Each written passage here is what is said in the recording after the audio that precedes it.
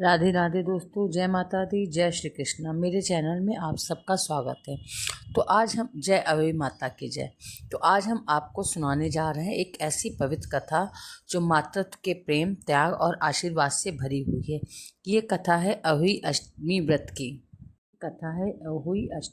की। ये व्रत संतान की लंबी आयु, सुख, समृद्धि और कल्याण के लिए किया जाता है। कहा जाता है कि अहोई माता अपने भक्तों की हर अनहोनी को होनी में बदल देती हैं। जिस घर में श्रद्धा और नियम पूर्वक अहोई माता की पूजा होती है, वहाँ सदा सुख, शांति, संतान, सौभाग्य और समृद्धि बनी रहती है। भक्तों, अहोई अष्टमी का अर्थ है ही है अनहोनी को होनी में बदलना। इसलिए माता पार्वती का ही स्वरूप माना जाता है। अहोई माता को संतान रक्षक कहा गया है। ये माताओं की गोद में हंसी खुशी भर देती हैं और उनके बच्चों को दीर्घायु, निरोगता और सफलता प्रदान करती हैं। जिस प्रकार करवा चौथ का व्रत पतिव्रता नारी अपने पति की लंबी आयु के लिए करती है, उसी प्रकार अहोई अष्टमी का व्रत माताएं अपने पुत्र पुत्रियों की दीर्घायु और मंगल कल्याण के लिए रखती हैं। ये व्रत कार्तिक मास के कृष्ण पक्ष की अष्टमी तिथि को किया जाता है, जब माताएं उपवास रखकर शाम के समय अहोई माता की विधिवत पूजा करती हैं। आइए अब जानते हैं कि वर्ष 2025 में अहोई अष्टमी की तिथि और शुभ मुहूर्त। वर्ष 2025 में अहोई अष्टमी सोमवार 13 अक्टूबर 2025 को मनाई जाएगी। अष्टमी तिथि का आरंभ 13 अक्टूबर को प्रातः 12:24 पर होगा और समाप्ति 14 अक्टूबर को रात्रि 11:09 पर होगी। पूजा का मुहूर्त शाम 6:07 से लेकर 7:19 तक रहेगा। इस दिन सूर्यास्त का समय शाम 5:50 के आसपास और तारों को देखने का शुभ समय 6:28 होगा। चंद्रमा उदय का समय 14 अक्टूबर की मध्य रात्रि 12:09 पर रहेगा।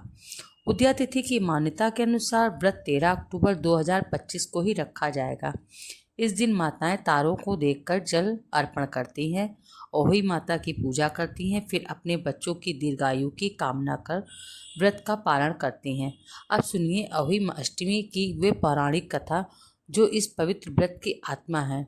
जो भी स्त्री इस पवित्र कथा को सच्चे मन से सुनती है, उसकी संतान की रक्षा स्वयं अहोई माता करती हैं। प्रिय बहनों, इसलिए इस कथा को आरंभ करने के बाद इसे अधूरा छोड़कर न जाएं, अन्यथा इसका पुण्य प्राप्त नहीं होगा। जो भी व्रत रखने वाली स्त्री इसे प्रारंभ से अंत तक सुनती है, उसके सभी मनोरथ पूर्ण हो जाते हैं। घर में दरिद्रता का नाश होता है, माता लक्ष्मी का स्थायी वास होता है। तो आइए श्रद्धा से इस कथा को सुने और भगवान श्री हरि विष्णु से प्रार्थना करें कि वे इस कथा को सुनने वाले हर भक्त के जीवन में सुख समृद्धि भर दें। आइए कथा का आरंभ करते हैं। बोलिए अहोई माता की जय। इस दिन स्याऊ माता का चांदी का लॉकेट बनवाते हैं और हर साल उसमें चांदी के 2 मनके डाले जाते हैं। अहोई पर इस माला की पूजा कर 2 मोती बढ़ाए जाते हैं और व्रत के बाद महिलाएं इस माला को पहनती हैं। इस दिन चाकू या छुरी किसी ऐसी चीज़ का इस्तेमाल ना करें जिससे किसी प्राणी को नुकसान पहुंचे। शाम को तारों की छांव में कथा सुनकर तारों को अर्घ देकर व्रत खोलते हैं। अहोई अष्टमी की व्रत की कथा सुननी चाहिए। कथा सुनने के बाद आखिरी में प्रार्थना करनी चाहिए, जैसे माता ने उनकी संतान की रक्षा अब तक करी है वैसे भी आगे भी करें। तो आइए कथा शुरू करते हैं। एक समय की बात है, एक साहूकार था जिसके 7 बेटे और 7 बहुएं थीं। इस साहूकार की एक बेटी भी थी। साहूकार की बेटी दिवाली पर मायके आई थी। दिवाली से पहले दिए बनाने थे तो घर की 7 बहुएं दीपक के लिए मिट्टी लाने बाहर गई हुई थीं। ऐसे में नंद भी उनके साथ चली गई। दिवाली से पहले कार्तिक अष्टमी को 7 बहुएं अपनी इकलौती नंद के साथ जंगल में मिट्टी लेने गईं। जहाँ से वो मिट्टी खोद रही थी वहीं पर स्याहू शेर की मांद थी। अचानक धोखे से मिट्टी खोदते समय नंद के हाथ से सेही का बच्चा मर गया। इससे स्याहू को गुस्सा आया और स्याहू ने कहा, मेरे बच्चे को तूने मारा, अब मैं तेरी कोख बांधूंगी। तब नंद अपनी सातों भाभियों से कहने लगी, तुम में से कोई मेरे बदले अपनी कोख बंधवा ले। सभी भाभियों ने अपनी कोख बंधवाने से मना कर दिया, लेकिन छोटी भाभी दयालु हृदय की थी। वो सोचने लगी, अगर मैं कोख ना बंधवाऊंगी तो सास नाराज होगी, और मेरे तो जेठानियां हैं, अगर हम उनके बच्चा होगा तो हमारा वंश चल जाएगा, लेकिन मेरी नंद, इसका तो कोई नहीं है। ऐसा सोचकर नंद के बदले छोटी भाभी ने अपनी कोख को बंधवा लिया। उसके बाद जब भी उसे बच्चा होता, वो 7 दिन बाद मर जाता। एक दिन साहूकार की स्त्री ने पंडित जी को बुलाकर पूछा कि क्या बात है, मेरी इस बहू की संतान 7वें दिन क्यों मर जाती है। तब पंडित जी ने बहू से कहा, तुम काली सुरही गाय की पूजा किया करो। तब उन्होंने बताया कि दरअसल काली गाय स्याऊ माता की भाईली है, वो तेरी कोख छोड़ दे तो तेरा बच्चा जी जाएगा। छोटी बहू ने पूरी लगन से गाय की सेवा की। वो गौ माता के उठने से पहले वहाँ की सफाई कर जाती थी। एक दिन गौ माता बोली कि मेरे जागने से पहले रोज मेरी कोई सफाई कर जाता है, आज मैं देखूंगी। गौ माता खूब सुबह ही जग गई तो उन्होंने देखा कि साहूकार के बेटे की बहू उसके नीचे सफाई कर रही है। इससे गौ माता बहुत प्रसन्न हुई और बोली, मैं तुझसे प्रसन्न हूँ, तुझे जो चाहिए वो मांग ले। तब साहूकार की बहू बोली कि स्याऊ माता तुम्हारी भाईली है और उन्होंने मेरी कोख बांध रखी है, उनसे मेरी कोख खुलवा दो। गौ माता ने कहा, अच्छा। तब गौ माता 7 समुद्र पार अपनी भाईली के पास उसको लेकर चली। रास्ते में कड़ी धूप थी, इसलिए दोनों एक पेड़ के नीचे बैठ गईं। इतने में वहां एक सांप दिखाई दिया। उसी पेड़ पर एक गरुड़ पंखनी के बच्चे थे। सांप गरुड़ पंखनी के बच्चों को मारने लगा। तब साहूकार की बेटी ने सांप को मारकर ढाल के नीचे दबा दिया और बच्चों को बचा लिया।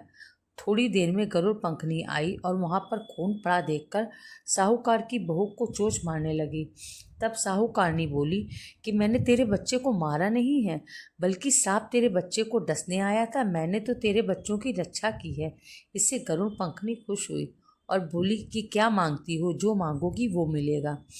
वो बोली, 7 समुद्र पार स्याऊ माता रहती हैं, मुझे तो उसके पास पहुंचा दे। तब गरुड़ पंखनी ने दोनों हाथों को अपनी पीठ पर रख उसे बैठाकर स्याऊ माता के पास पहुंचा दिया। स्याऊ माता उसे देखकर बोली कि आ बहन, बहुत दिन बाद आई। फिर कहने लगी, बहन मेरे सर में जूं पड़ गई हैं। तब सुरही के कहने पर साहूकार की बहू ने सिलाई से उसकी सारी जुएं निकाल दी। इस पर स्याऊ माता प्रसन्न होकर बोली कि तेरे 7 बेटे और 7 बहुएं हों। साहूकारनी बोली, मेरा तो एक भी बेटा नहीं है, 7 कहाँ से होंगे। स्याऊ माता बोली, वचन दिया है तो वचन से फिरूं तो धोबी के कुट पर कंकड़ी हूँ। तब साहूकार की बहू बोली, माता मेरी कोख तो तुम्हारे पास बंद पड़ी है। इस पर माता ने कहा, जा, तेरे घर में तुझे 7 बेटे और 7 बहुएं मिलेंगी, तू जाकर उजमान करना। 7 अहुई बनाकर 7 कढ़ाई करना। वो घर लौट आई तो देखा 7 बेटे और 7 बहुएं बैठी थीं। वो बहुत खुश हुई। उसने 7 अहोई बनाई, 7 उजमान किए, 7 कढ़ाई की। दिवाली के दिन जेठ जेठानियाँ आपस में कहने लगी, जल्दी जल्दी पूजा कर लो, कहीं छोटी बहू बच्चों को याद करके रोने ना लगे। काफ़ी देर तक रोने की आवाज़ नहीं आई तो जेठानी ने अपने बच्चों को भेजा। बच्चों ने देखा और वापस आकर कहा कि चाची तो कुछ मार रही हैं, खूब उजमान हो रहा है। ये सुनते ही जेठानियाँ दौड़ी दौड़ी उसके घर गईं और जाकर पूछने लगी, तुमने कोख कैसे छुड़ाई। वो बोली, तुमने तो कोख बंधाई नहीं, मैंने बंधा ली। अब स्याऊ माता ने कृपा करके मेरी कोख खोल दी है। स्याऊ माता ने जिस प्रकार साहूकार की बहू की कोख खोली, उसी प्रकार हमारी भी खोलियो, सबकी खोलियो। कहने वाले की जय तथा हुंकार करने वालों की जय। सभी की संतान की रक्षा करने हे अहोई माता। तो भक्तों, आज की कथा समाप्त होती है। जो भी श्रद्धा और भक्ति से इसे सुनता है वो सदा सौभाग्यवती रहता है। एक बार प्रेम पूर्वक बोलिए, अहोई माता की जय। प्रेम से बोलिए, जय श्री हरि विष्णु। ऐसे ही और भी रोचक और आध्यात्मिक वीडियो के लिए चैनल को सब्सक्राइब कर लें। दोस्तों, आपको ये कथा कैसी लगी कृपया कमेंट में ज़रूर बताएं। वीडियो पसंद आया हो तो लाइक करें और अपने दोस्तों के साथ शेयर करें। कमेंट बॉक्स में अहोई माता की जय जरूर लिखें। जय माता दी।